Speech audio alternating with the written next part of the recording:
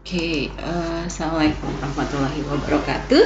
Good afternoon all, good morning, or maybe good evening, because I don't know when you will listen to this video.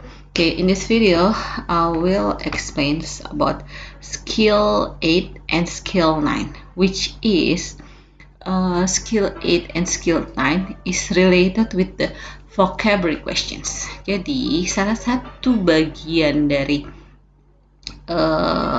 reading comprehension atau pemahaman terkait membaca di TOEFL adalah vocabulary questions.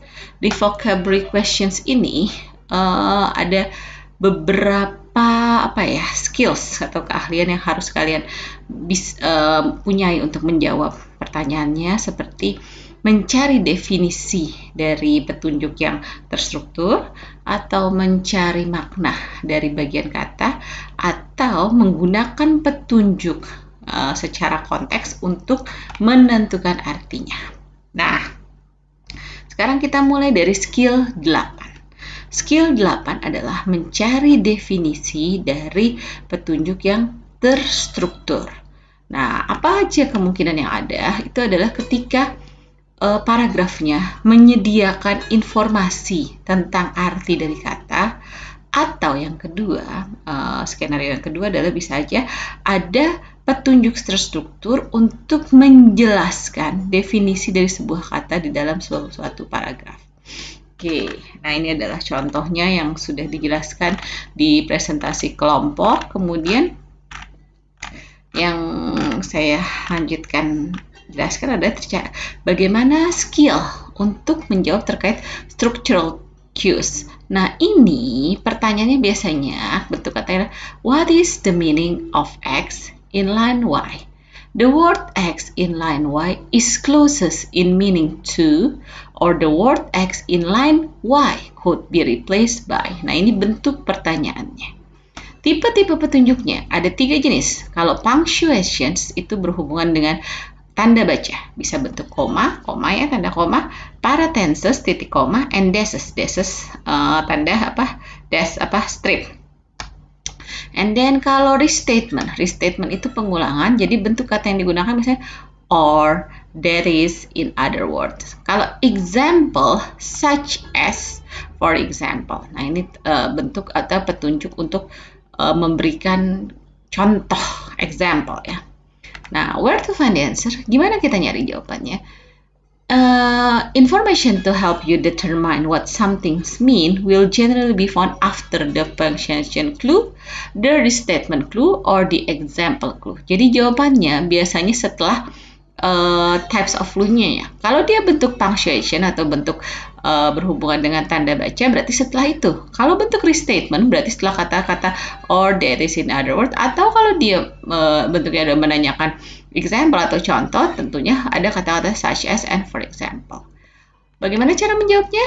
Pertama, kita cari katanya di paragraf itu, kita pastikan lokasinya, kemudian kita baca part of the passage, kita baca wacana itu secara hati-hati dan juga dipahami dengan baik. Kemudian kita apabila kita lihat ada pilihannya, kita eliminate yang pilihan-pilihan yang ini kurang tepat.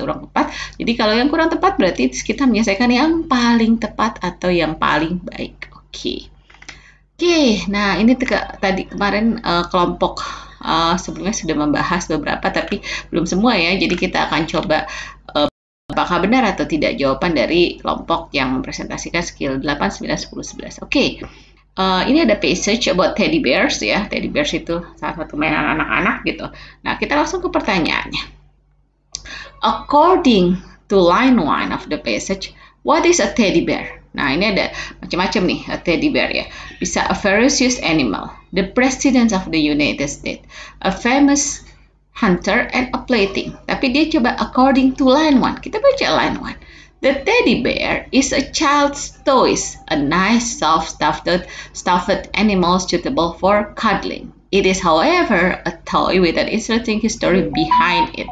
Nah, berarti di sini jelas bahwa itu adalah mainan. Nah, manakah yang menjawab mainan? Tentu saja di sini adalah yang D, a plaything. Jadi a teddy bear is a plaything for number 1. Okay, and then number 2. Look at the word pastime in paragraph 2. This word could be best replaced by. Kita cari kata pastime in paragraph 2. Paragraph 2 ini kita cari mana sih kata pastime. He was pastime, with very pastime.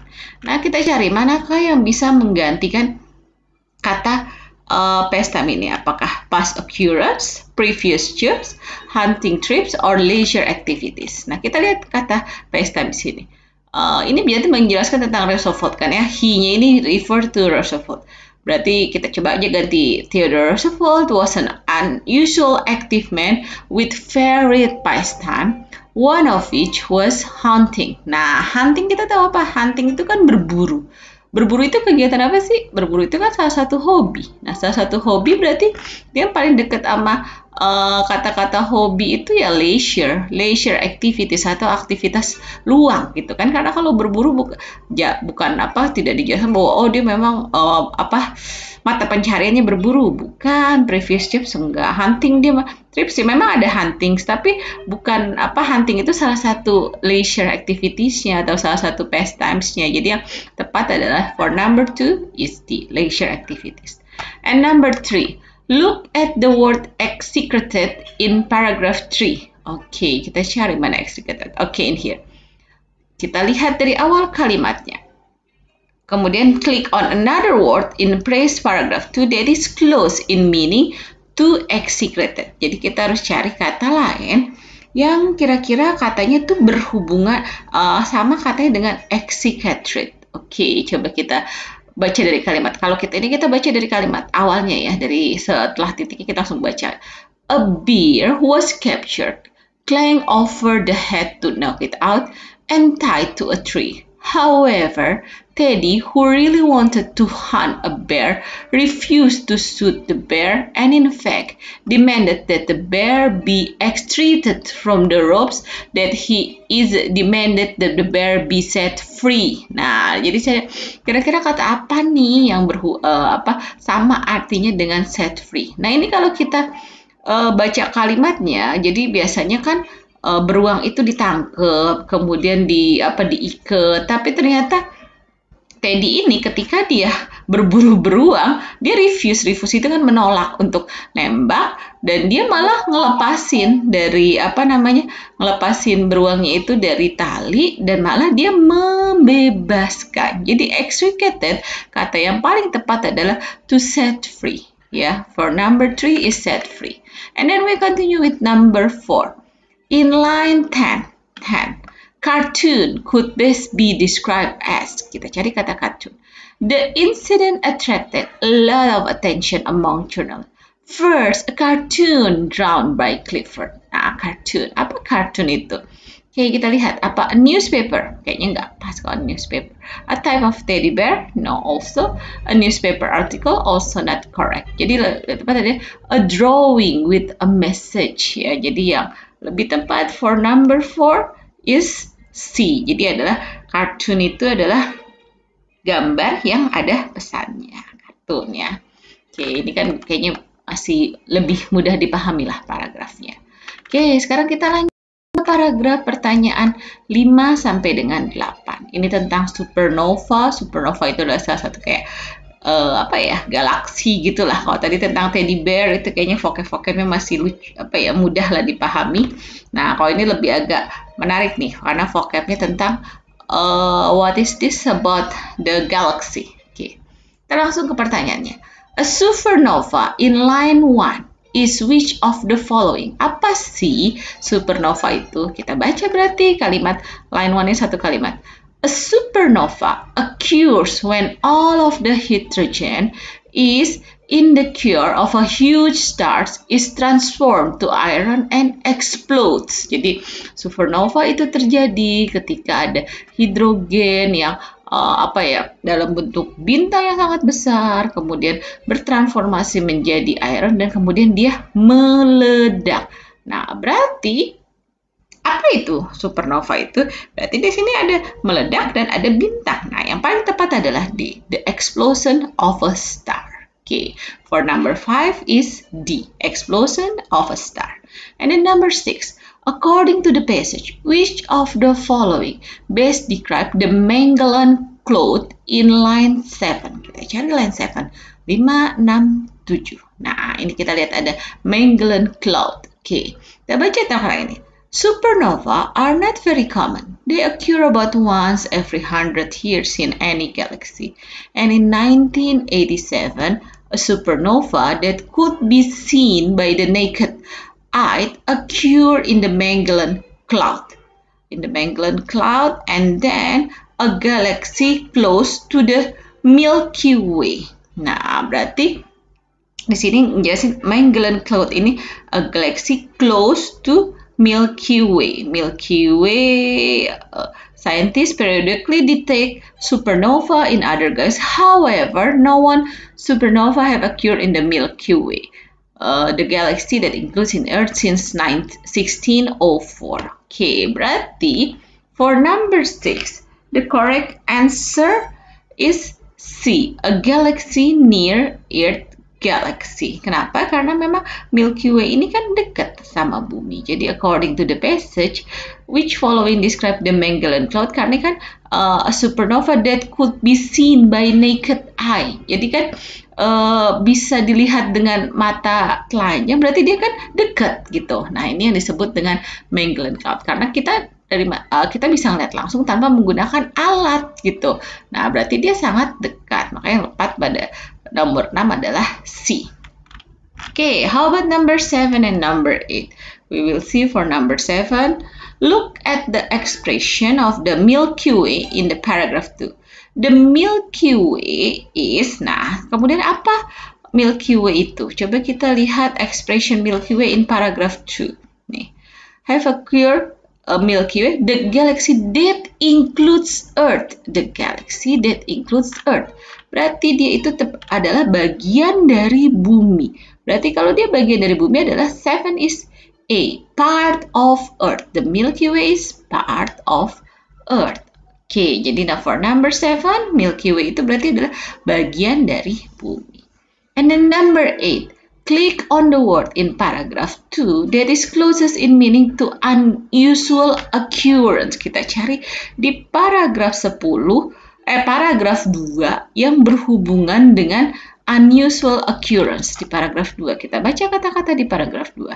Supernova are not very common. They occur about once every 100 years in any galaxy, and in 1987 a supernova could be seen by the naked occur in the Magellan Cloud, a galaxy close to the Milky Way. Scientists periodically detect supernova in other galaxies. However, no one have occurred in the Milky Way. One very impressive supernova occurred in the Milky Way on July 4, 1054. There was a great explosion followed by 3 months of lighted skies, and historical chronicle of time were full of account and unusual explanation for the misunderstood phenomenon. Many people believe that it means that the world was coming to an end. Nah, jadi kalau coba kita lihat di sini berarti unusual occurrence. Nah, berarti ini unusual explanation for the misunderstood phenomenon. Fenomena kan sesuatu yang tidak biasa terjadi. Jadi yang tepat untuk jawabannya untuk nomor 8 adalah phenomenon. Oke, itu untuk jawaban-jawaban di skill 8. Sekarang kita lanjut ke skill 9. Di skill 9 adalah kita menentukan arti dari bagian kata. Ya, kita tahu ada bagian-bagian kata yang memang kalau kalian makin sering baca, berarti kalian akan lebih mudah lah paham gitu.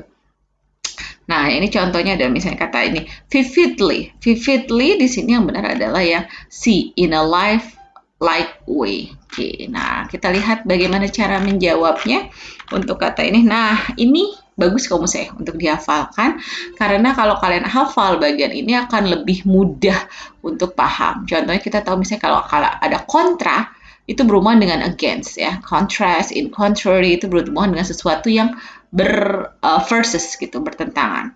Kemudian kalau ada malpraktes, malefficiency atau apa sesuatu yang berhubungan dengan bad. Miss itu juga sesuatu yang error, mistake, miscommunication, misinterruption, or sesuatu yang salah. Sub itu berhubungan dengan di bawah gitu ya, under, subway atau apa itu bawah. Decade, dekade di bahasa Indonesia itu juga artinya 10. Multiple itu berarti banyak, multilingual berarti dia banyak bahasa. Solo, three countries, three apa itu berhubungan ada kata-kata three berarti ada 3. Kemudian dictate berarti dikatakan, dominant is master, dominant itu sesuatu yang menguasai. Judge itu ada judge penilaian. Kemudian ada mortality itu berhubungan dengan kematian, berarti kalau ada mortality itu berhubungan dengan kematian. Spectacular or what, something that you can see, bisa dilihat.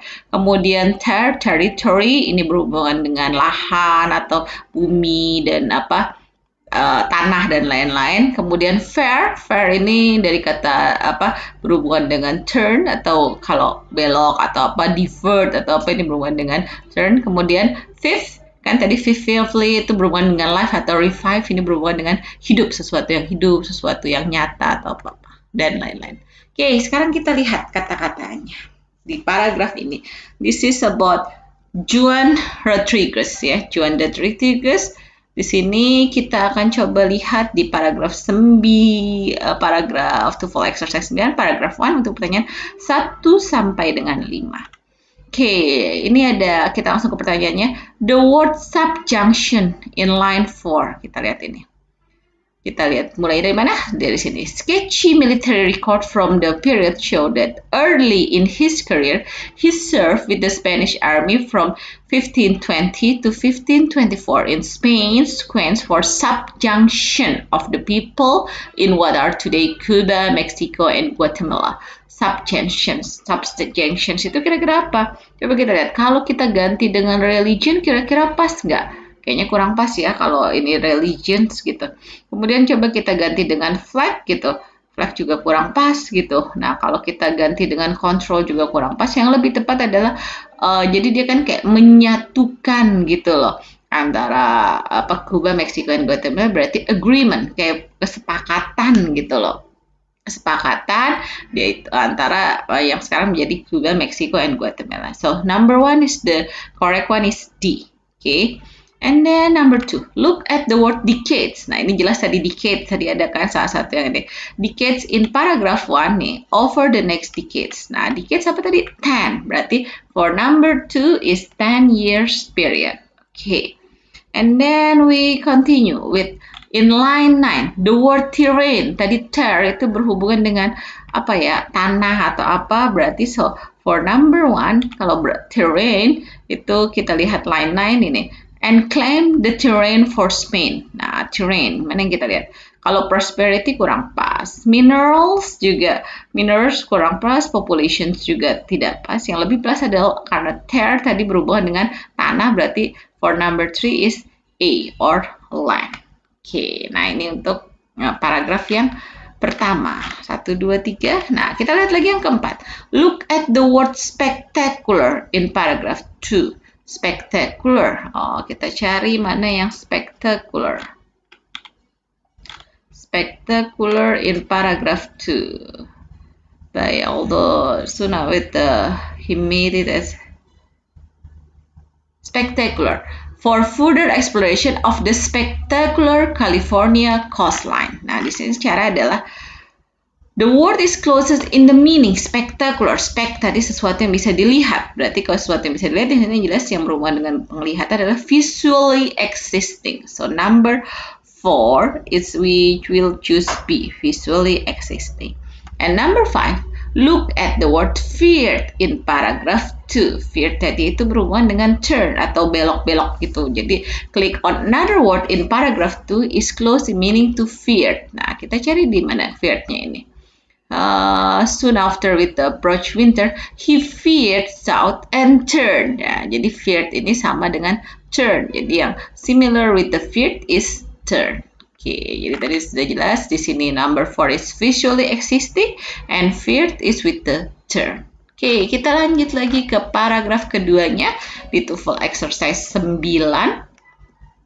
Ini adalah terkait apa ya, sistem checks and balance gitu, kayak sesuatu sistem di pengadilan. Nah, kita langsung coba jawab beberapa pertanyaan di sini.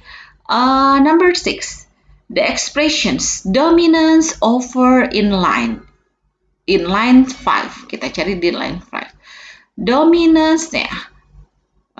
Nih, dominance over. Kita baca dari awal kalimatnya. Under this conception of government, each branch of the government has built-in checks and limitation placed on it by one or more different branches of government in order to ensure that any one branches is not able to observe total dominance over. Dominance over ya. Dominance over, what is dominance over? Coba kita cari. Kita coba ganti dengan understanding of. Enggak, dominance itu kan sesuatu yang mendominasi. Dispute over juga kurang tepat kalau itu mengganggu. Rejection over juga menolak, berarti yang lebih tepat for number 6 is C, authority over. So number 6 is C. Okay, kita cek lagi-lagi. Look at the word tripartite in the passage. Tripartite, mana kita cari tripartite? This one in line 6. Tadi kalau 3 berarti berhubungan dengan 3, berarti yang jawabannya adalah divided into 3, ya kan? Di sini under the Constitution, the United States has a tripartite government which power divided equally among the branches, the presidents, the legislature, and the judiciary. Ya benar, karena ada 3 yang dibagi, berarti tripartite adalah divided into 3 for number 7. And then we see for the number 8, the judiciary. The judiciary in line 7. Kita cari line 7.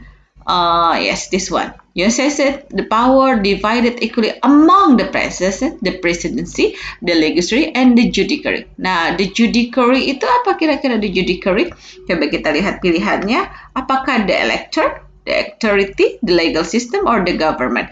Yang paling tepat adalah judiciary. Ini kan pengadilan, berarti pengadilan itu yang tepat adalah sistem legal, kan? Karena pengadilan itu adalah suatu sistem yang maksudnya sistem yang legal untuk jelas memutuskan gitu kan, itu adalah pengadilan atau judiciary. Okay, number 9, look at the word counteract. Kita cari counteract. Which is counteract in the passage? This word is closest meaning. Coba kita cari which is judiciary, each boards, two branches, checks and balance with the symbols. Congress can then counteract the veto with a 2/3 majority. Berarti counteract di sini kayak untuk counteract untuk menjadi kayak mendebat atau apa. Berarti yang for number 9 is untuk counter itu kayak jadi oposisinya. Jadi yang paling tepat for number 9 is D, work against ya. Jadi yang counteract kata yang paling tepat adalah yang closest the meaning adalah work against. Okay, and then for number 10, contradictory to in line 12 ya. Berarti di sini the law is contradictory. Tadi kita tahu contradictory itu berarti berlawanan. Berarti yang kalau in agreement pasti tidak benar, karena kalau contrary ini sesuatu yang berlawanan. Supported juga kurang tepat, similar apalagi. Yang paling tepat adalah for number 10 is B, opposite to. Nah, makanya itu adalah jawaban nomor 10 adalah B, opposite to. Jadi memang kuncinya kalau yang di sini semakin bisa menghafalkan ya. Yang ini tadi a short of this word part, atau masih banyak lagi nih sebenarnya yang lain, kalian bisa cari lagi, googling dan lain-lain. Semakin akan mudah pemahaman kalian memahami kata-katanya. Oke, itu penjelasan saya untuk skill 8 dan 9. Nanti di video berikutnya saya akan lanjutkan dengan skill 10 dan 11. Oke, semoga dipahami. If you have any questions, please write it in the comment.